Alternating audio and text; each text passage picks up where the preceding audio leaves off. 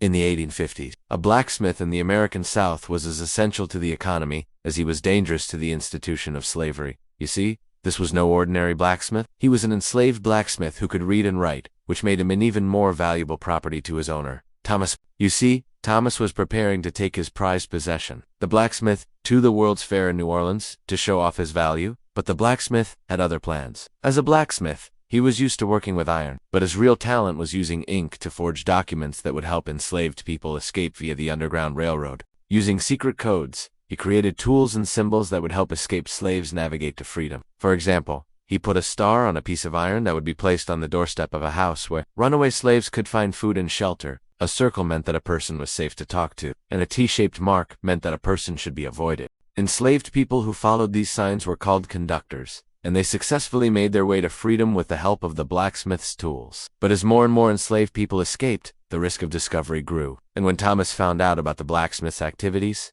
he knew he had to do something to stop him. So on the day of the fair, Thomas put the blacksmith in chains and sent him to work in the fields. But even there, the blacksmith continued his work, using rocks to create the same symbols he used with his iron. When a slave patrol came through to check on Thomas's property, they noticed the symbols and became suspicious. They took the blacksmith back to Thomas, who claimed that he was the mastermind behind the symbols. This put the blacksmith in even greater danger, because now Thomas had to come up with a way to get rid of him. In the end, the blacksmith had two options. He could escape during the night while everyone was asleep, or he could stay and risk everything to continue his fight for freedom. What do you think he did? Let me know in the comments below. It's me, and if you want to hear more stories like this one, stay tuned for more information.